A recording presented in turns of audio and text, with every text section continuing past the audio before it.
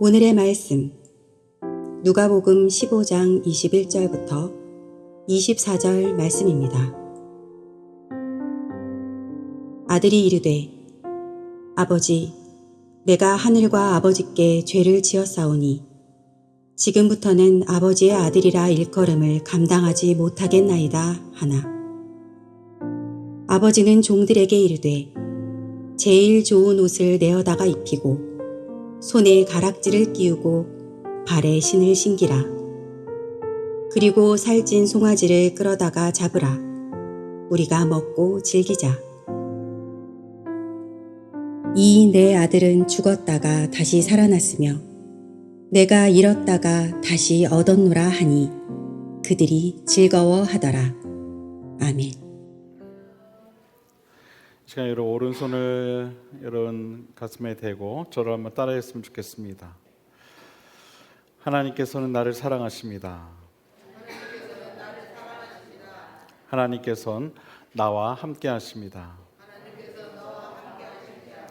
하나님께서 나를 용서하십니다. 하나님께서 나를 축복하십니다. 그래서 나는 행복합니다. 할렐루야.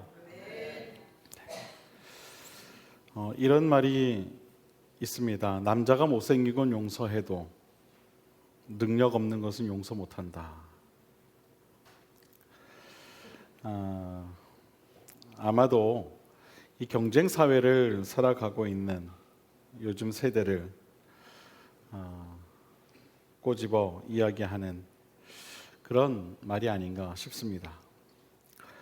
능력이 없으면 쉽게 취업하기도 어렵고 또 경제적인 생활을 누릴 수 없는 지금 우리가 살아가고 있는 사회에서 그만큼 이 개인의 능력이 중요하기 때문에 나온 말이 아닌가 싶습니다. 그런데 여기서 말하는 이 용서라고 하는 단어는 사실 어울리진 않습니다. 오히려 용납이라는 말이 더 어울릴 것입니다.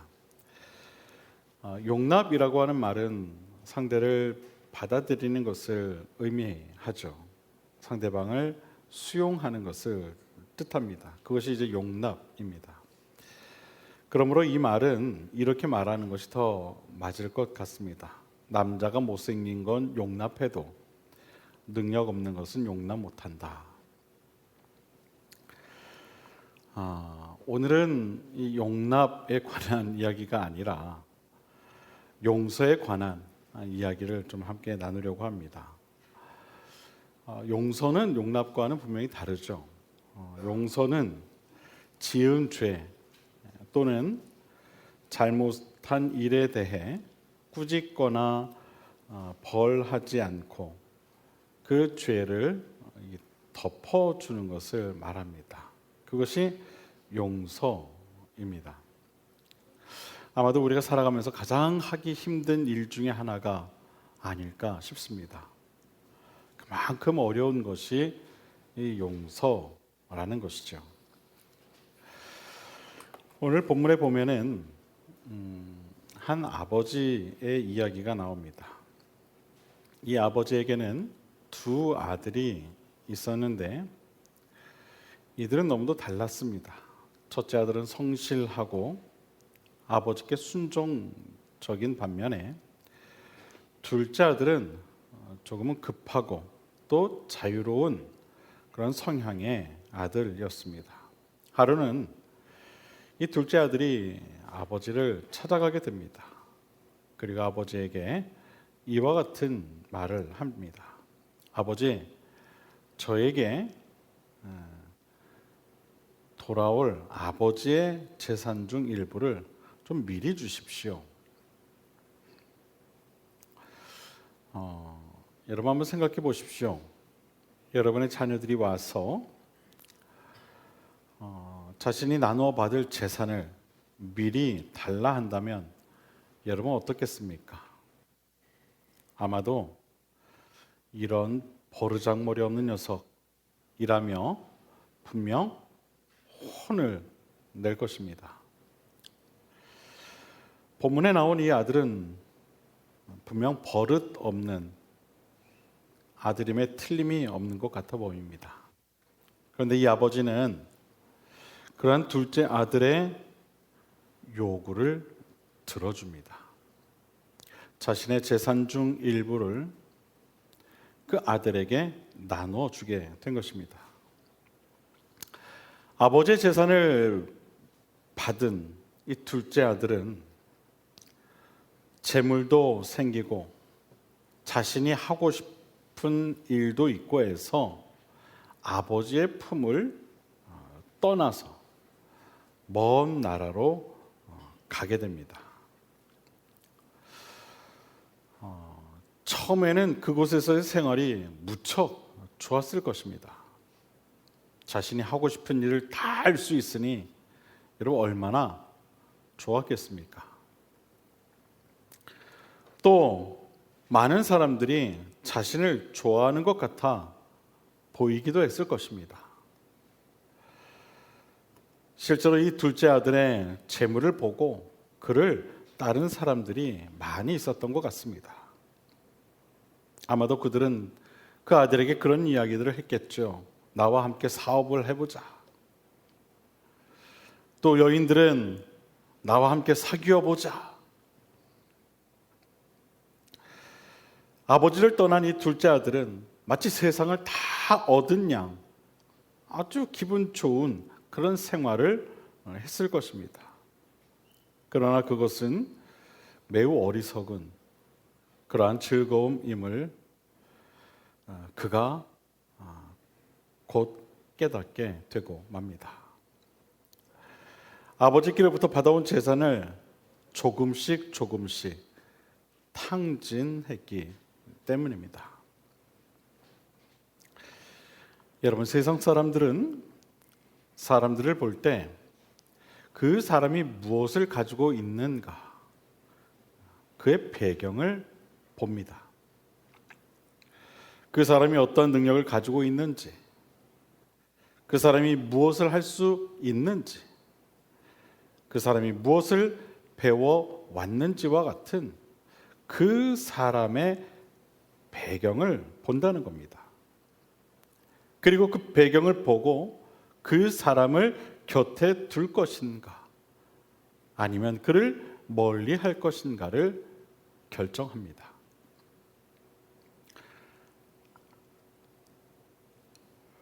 어느덧 그 사람의 배경이 사라지게 되면 많은 사람들, 그의 곁에 있던 사람들은 그를 곧 떠나버리고 마는 것이 바로 세상입니다. 우리도 그렇지 않습니까? 사람들을 쉽게 좋아하기도 하고 또 쉽게 우리 기억에서 사라지기도 합니다. 좋아할 때는 그 사람의 어떤 것 때문에 그 사람을 좋아했지만 어느덧 그 사람의 그 어떤 것이 사라지게 되면 그 사람을 기억에서조차 사라지게 하고 맙니다. 세상은 능력 있는 사람이 우선입니다. 그래서 많은 사람들이 능력 있는 사람에게 줄을 섭니다. 그러나 그 능력이 사라지면 금세 다른 능력 있는 사람에게 줄을 서게 됩니다. 이처럼 무엇 때문에 좋아하는 것은 언젠가 그 마음이 변하게 되고 마는 것입니다. 이것이 세상이 보이는 관심입니다. 그러니까 여러분, 세상 사람들이 여러분을 좋아한다고 해서요, 너무 그렇게 들뜨시면 안 돼요. 이 사람이 나를 왜 좋아하는지, 이 사람이 왜 나와 가까이 하려고 하는지, 그걸 한번 잘 살펴보실 필요가 있어요. 분명 이유가 있을 거예요. 아셨죠? 너무 인기가 많다고, 너무 이렇게 들뜨시면 안 되는 거 다 이유가 있는 겁니다. 아셨죠? 네. 자, 이처럼 그 무언가 때문에 좋아하는 것은 반드시 언젠가 그 마음이 편하게 되어 있어요. 그 무엇이 사라지게 될 때. 둘째 아들이 가지고 있던 재물이 없어지자 그를 따랐던 많은 사람들이 그를 떠나게 됩니다. 더 이상 그 사람에게 관심을 보일 이유가 없게 된 것이죠. 세상에서는 당연한 순리일 것입니다. 조건에 따라 움직이는 것이 바로 이 세상이기 때문이죠. 재물이 없게 되자 더 이상 어느 누구도 그를 원하지 않게 된 것입니다. 이제 세상으로부터 철저하게 버림을 받게 된 것입니다. 성경에 보면 이 둘째 아들이 어느 정도까지 세상으로부터 버림을 받았는지 나오는데 어느 한 사람에게 빌부터 살며 돼지를 치는 일을 하게 되었다. 이렇게 기록을 하고 있어요. 여러분 구약시대의 돼지라고 하는 동물은 성경적으로 매우 부정한 동물입니다. 레위기서 11장 7절을 보면 돼지는 굽이 갈라져 쪽발이로 돼 새김질을 못함으로 너희에게 부정하다. 그렇게 이야기하고 있고요. 신명기서 14장 8절에 보면 돼지는 굽은 갈라졌으나 새김질을 못함으로 너희에게 부정하니 너희는 이런 것의 고기를 먹지 말며 그 사체도 만지지 말지니라 말씀하고 있어요. 매우 부정한 동물이었다는 거예요. 누구도 가까이 하려 하지 않는 그런 부정한 동물이었다는 겁니다. 그런데 이 둘째 아들이 그 동물인 이 돼지를 치는 일을 하게 되었다는 겁니다. 돼지를 치는 사람이 되었다는 것은 그만큼 미천한 신분으로 살게 되었다는 것을 이야기하는 겁니다. 더군다나 그 대우가 얼마나 형편이 없었으면 먹을 것이 없어서 돼지가 먹는 쥐염 열매를 먹을 정도로 배고픈 그런 생활이었음을 성경은 또한 우리에게 이야기합니다. 상황이 이러하니 이 둘째 아들이 얼마나 자신의 행동을 후회했겠습니까? 뒤늦은 후회죠. 성경에 보면 그 후회에 대해 이렇게 기록하고 있는 것을 보게 됩니다. 스스로 돌이켜 가로되 내 아버지에게는 양식이 풍족한 품꾼이 얼마나 많은고 나는 여기서 줄여 죽는구나. 내가 일어나 아버지께 가서 이르기를 아버지여 내가 하늘과 아버지께 죄를 얻었사오니 지금부터는 아버지의 아들이라 일컬음을 감당치 못하겠나이다. 나를 품꾼의 하나로 보소서 하리라. 여러분 이 둘째 아들은 세상으로부터 버림을 받은 후에야 자신의 행동이 얼마나 무모하고 잘못된 행동이었는가를 깊이 깨닫게 되었습니다. 그리고 그제서야 자신의 마음을 돌이키게 됩니다. 마음을 돌이키게 되었다는 거예요. 여기서 말하는 이 돌이키다라는 말은 자신의 마음과 생각을 바꾸는 것을 뜻합니다. 용서에는 한 가지 조건이 필요합니다. 바로 뉘우침입니다. 자신의 마음과 생각을 돌이키는 것이죠. 이것이 용서의 한 가지 조건입니다. 그동안에 자신의 행동이 얼마나 잘못된 것이었는가를 깊이 깨닫는 것, 그리고 다시 원래 자리로 돌아갈 것을 다짐하는 그 마음, 그것이 필요하다는 겁니다. 둘째 아들은 모든 것을 잃고 난 후에 처절한 자리까지 가고 나서야 비로소 자신의 잘못을 뉘우치게 된 것입니다. 그리고 자신의 그 잘못에 대한 용서를 구하기 위해 아버지의 품으로 돌아갈 것을 다짐하게 된 것이죠. 여러분, 잘못을 뉘우치는 것이 곧 용서의 시작이 된다는 사실을 꼭 기억하실 수 있게 되기를 바랍니다. 어느 누구도 진정한 이런 뉘우침이 없이는 결코 용서함을 받을 수 없다는 사실을 우리는 알아야 돼요. 뉘우침이 없이는.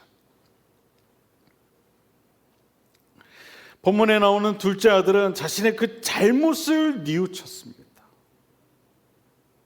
그리고 아버지께로 돌아가기를 결심하죠.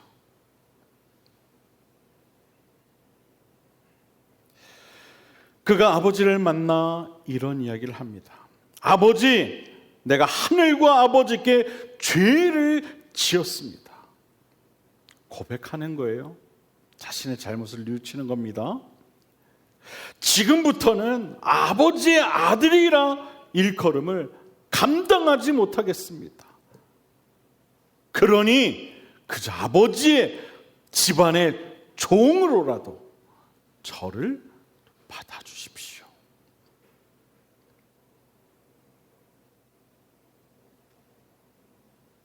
자신의 행동에 대한 부끄러움이 너무나도 컸던 것 같아요.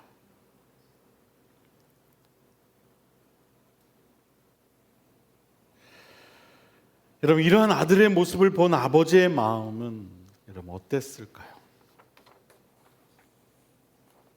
아유, 그래, 너 이 녀석, 그래, 나가보니까 너 아빠 품이 너 어떤지 알겠지?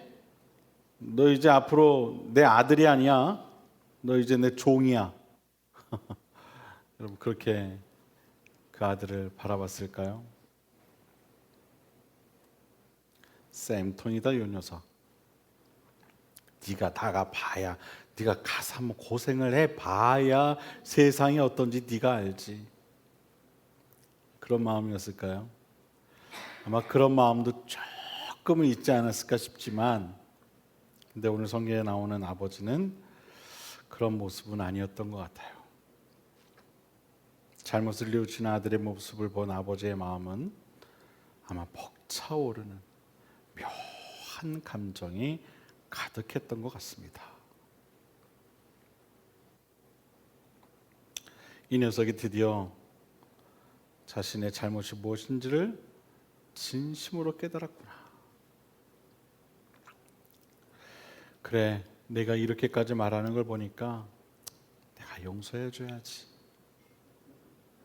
내가 용서해줘야지. 내가 다시 너를 받아줘야지 하는 마음에 그 둘째 아들을 꼭 끌어 안아 주었을 것입니다. 아버지의 용서에는 어떠한 이해관계도 없었습니다. 그동안 둘째 아들이 가져다 써버린 재물이 얼마였는지, 그 둘째 아들 녀석 때문에 속썩인 세월이 얼마였는지 이런 걸 계산할 그런 용서가 아니었다는 거예요. 단지 지금 아버지에게 있어서 이 순간 중요한 것은 자신 앞으로 돌아와 진심으로 뉘우치고 무릎 꿇고 용서를 구하는 오직 그 아들만 보이게 된 것입니다. 그가 했던 그 모든 잘못된 행적은 아무 이유가 되지 않았던 거예요. 돌아온 아들만 바라보았던 것이죠. 아버지에게는요, 아무리 잘못을 했다 한들 아들은 아들인 거예요. 그렇기 때문에 아버지가 원하는 것은 탕진해버린 재물이나 그동안 속썩은 세월이 중요한 것이 아니라 아들의 진심 어린 뉘우침이었던 것입니다. 그 뉘우침을 그가 알았기에 그 아들을 안아줄 수 있었던 거예요. 아버지는 그것을 본 겁니다. 그리고 용서한 것이죠. 여러분, 용서는 이런 겁니다. 아무 조건 없이 돌아온 자를 받아들이는 것, 그것이 용서입니다. 진심 어린 뉘우침만 있다면, 그리고 잘못된 발길을 돌려 돌아오기만 한다면 그가 누구든 용서받을 수 있게 되는 겁니다. 탕진한 재물이 얼마인지, 속썩은 세월이 얼마인지를 이야기하지 않고 그저 돌아온 사실만으로 기뻐하며 그를 용서할 수 있어야 한다는 것입니다. 이것이 진정한 용서인 거예요. 그래야만 그 용서가 값진 용서가 되는 것입니다. 양녀서가 네가 아빠한테서 받아간 돈이 얼만데 너 그거 다 갚을 때까지 내가 용서 안 할 거야? 네가 아무리 와서 그렇게 무릎 꿇고 용서를 구해도 네가 그거 다 갚을 때까지 내가 용서 안 할 거야? 그 용서가 아니라는 거예요.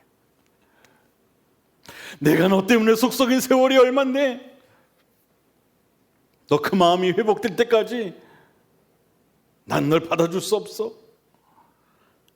그건 값진 용서가 될 수 없는 것이죠. 값진 용서는 그 모든 것을 잃었다 하더라도 그 돌아온 그 아들을 그대로 받아주는 것, 그것이 진정한 값진 용서가 될 수가 있는 것입니다. 세상은 용서도 조건을 따집니다. 잘못에 대해 아주 정확하게 따지죠. 그리고 때로는 변상을 요구하기도 합니다. 그리고 나서 용서를 하죠. 그러나 우리가 행해야 할 용서는 그와는 다릅니다. 단 한 가지 조건이 있는데 그것은 바로 잘못된 마음을 돌이키는 것뿐입니다. 잘못에 대한 뉘우치는 마음을 갖는 것입니다. 그러한 자에게는 언제든 베풀 수 있는 용서가 바로 우리가 배워야 할 용서인 것입니다. 여러분, 성경을 보면 탕자의 이 아버지는 이미 용서할 준비가 되어 있었음을 알 수가 있어요. 성경에 보면 돌아온 아들을 용서할 뿐만 아니라 그 아들을 위해 성대한 장치를 벌이는 그의 모습을 보게 됩니다. 이것은 용서를 넘어 아버지의 사랑을 보여준 것이죠. 다시 말해서 아버지의 사랑은 허다한 잘못을 덮어준다는 것을 이야기하고 있는 겁니다. 여러분, 아버지는 아들이 아무리 잘못을 했다 하더라도 언제든 아들이 돌아오기만을 기다립니다. 이미 아버지의 마음에는 용서할 준비가 되어 있는 것이죠. 이것이 아버지의 사랑 아닙니까? 이미 용서를 준비하고 있는 아버지의 사랑인 것이죠. 이 얼마나 값지고 고귀한 사랑과 용서입니까? 성경은요, 우리에게 이 사실을 이야기하고 있는 거예요. 아버지의 사랑, 아버지의 용서. 그것이 얼마나 값진 사랑이고 또 얼마나 값진 용서인가를 우리에게 가르치고 있는 거예요.